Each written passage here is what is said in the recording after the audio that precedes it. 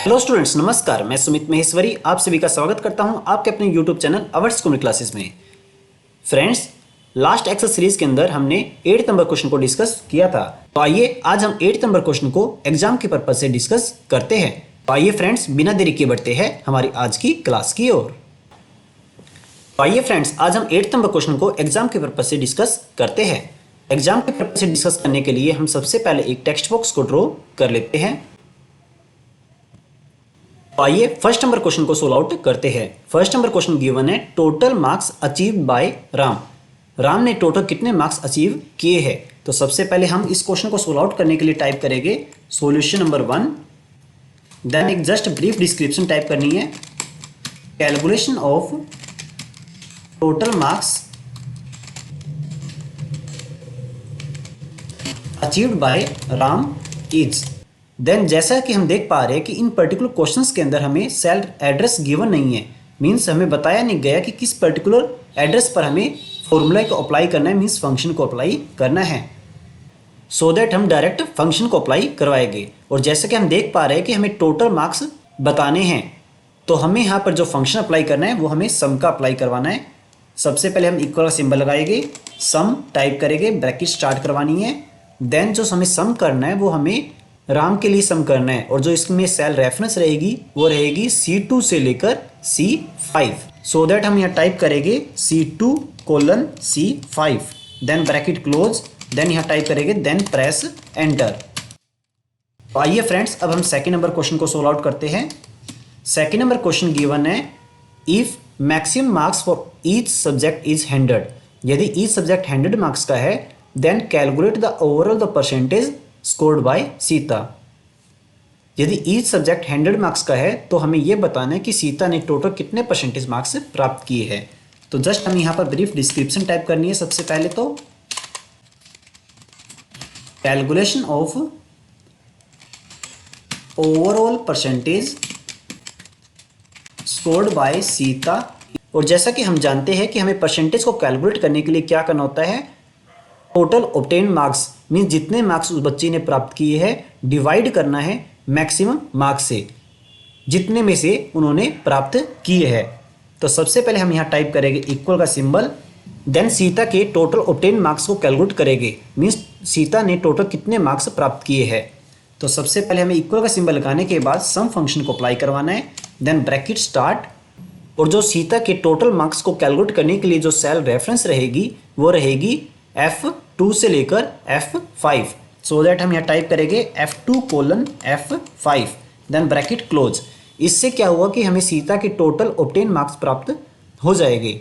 Then हमें divide करना हुआ इसको मैक्सिमम मार्क्स से, और जो मैक्सिमम मार्क्स रहेंगे वो कितने रहेंगे 400, क्योंकि जैसा कि हम जानते हैं कि ईच सब्जेक्ट 100 का है और जो टोटल जो सब्जेक्ट्स है वो टोटल कितने 4 है। तो हम यहाँ डिवाइड करवाएंगे 400 से, देन मल्टीप्लाई करवाना है 100 से। अब हमें यहाँ टाइप करना है, देन प्रेस एंटर। तो आइए फ्रेंड्स, अब हम थर्ड नंबर क्वेश्चन को सोल्व आउट करते हैं।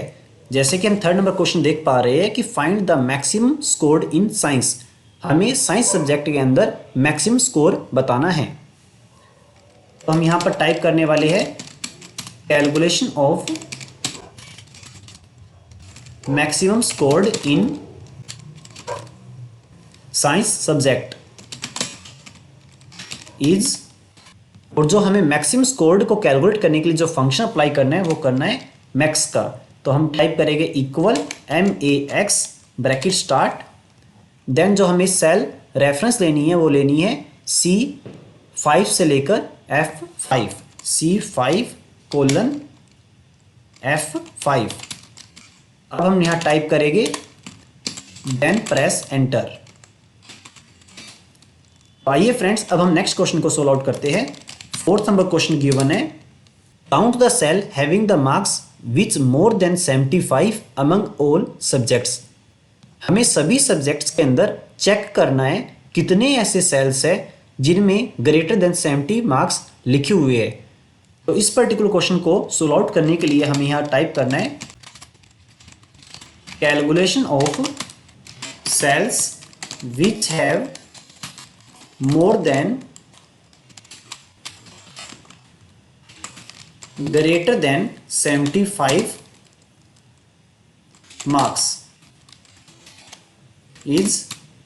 तो इस क्वेश्चन को सोल्व आउट करने के लिए हमें काउंट इफ का फंक्शन अप्लाई करना है।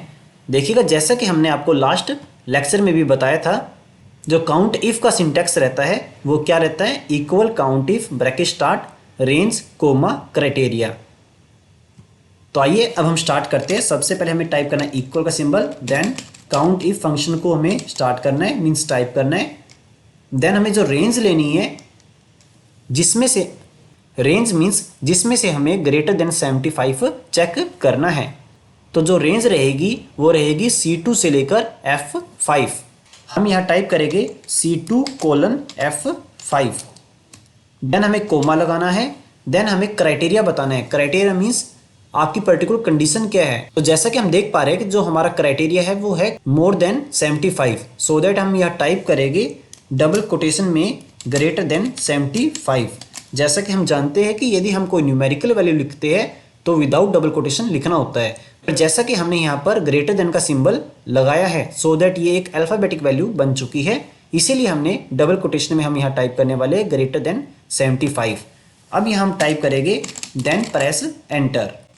तो देखिएगा फ्रेंड्स, कुछ इस टाइप से हमें एग्जाम के अंदर क्वेश्चंस को सोल्व आउट करके आना होता है।